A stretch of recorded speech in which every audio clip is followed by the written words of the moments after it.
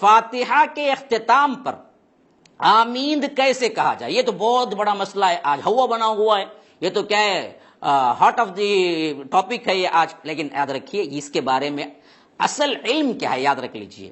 ہمیں علم سے جو بات مل گئی اس کو پیروی کر لینی چاہیے، وہ کتاب و سنت کے بس مسئلہ ختم.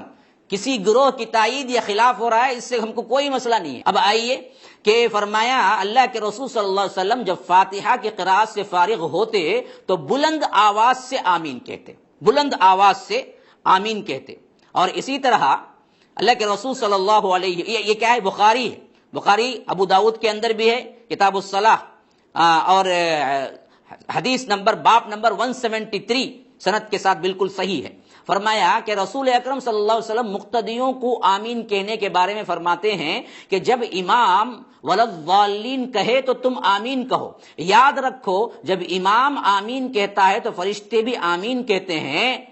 بعض روایات میں یہ ہے کہ جب امام آمین کہے تو تم بھی آمین کہو. ایک روایت میں ہے کہ جب تم نماز میں آمین کہتے ہو تو فرشتے آسمان میں بھی آمین کہتے ہیں، اور دونوں کی آمین میں موافقت ہو جائے تو آمین کہنے والوں کے پہلے تمام گناہ معاف ہو جاتے ہیں. یا رب کتنی بڑی فضیلت ہے دیکھو آمین کہنے کی. جو لوگ آمین کہنے میں بخل سے کام لیتے ہیں، جو لوگ آواز سے کراہت کرتے ہیں، ان کو یہ حدیث کیا ہے، دعوت دیتی ہے. صحیح بخاری کے اندر کی کتاب الصلاح کی حدیث ہے، صحیح مسلم کے اندر بھی آئی ہے کتاب الصلاح کے اندر، نسائی میں بھی آئی ہے، دارمی میں بھی آئی ہے، جس میں یہ حدیث ہے کہ اللہ کے رسول صلی اللہ علیہ وسلم نے فرمایا کہ جب تم نماز میں آمین کہتے ہو تو فرشتے بھی آسمانوں میں آمین کہتے ہیں، اور دونوں کی آمین میں موافقت پیدا، یعنی آمین اس وقت کہو جب فرشتے آمین کہتے ہیں، تم بھی کہو، دونوں کی آمین اگر مل جائے ایک ہی وقت میں تو اللہ تمام گناہ معاف کر دیتا ہے، تمام گناہ معاف کر دیتا ہے. دوسری حدیث میں ہے کہ تم آمین کہو اللہ تم کو محبوب جانے گا. یا رب تم آمین کہو تو اللہ تبارک و تعالی تم کو محبوب جانے گا. مسلم کی روایت ہے.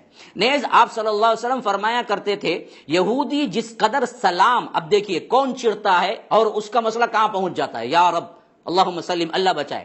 اب کون آمین سے چڑھتا ہے، کون بلند آواز کی آمین سے چڑھتا ہے، اور وہ کہاں جا کے پھنستا ہے، اس حدیث میں دیکھ لیجئے جو کہ کیا ہے. اللہ کے رسول صلی اللہ علیہ وسلم فرماتے ہیں کہ صحیح ابن ماجہ کی بھی روایت ہے، فرمایا کہ یہودی جس قدر سلام اور امام کے پیچھے آمین پر تم سے حسد میں مبتلا ہیں اس قدر کسی دوسرے عمل سے نہیں ہوتے.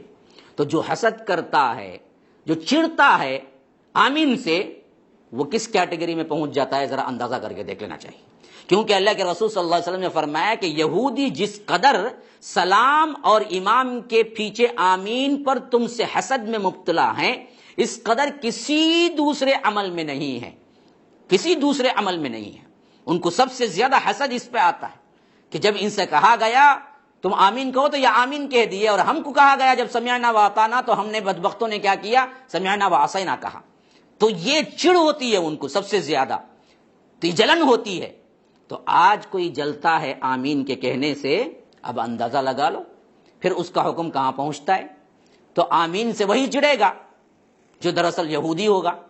حدیث سے تو یہی بات، تو اللہ کے لیے قرآن اور حدیث میں جو بات آ گئی اس کو مان لیا کرو، بس مسئلہ ختم.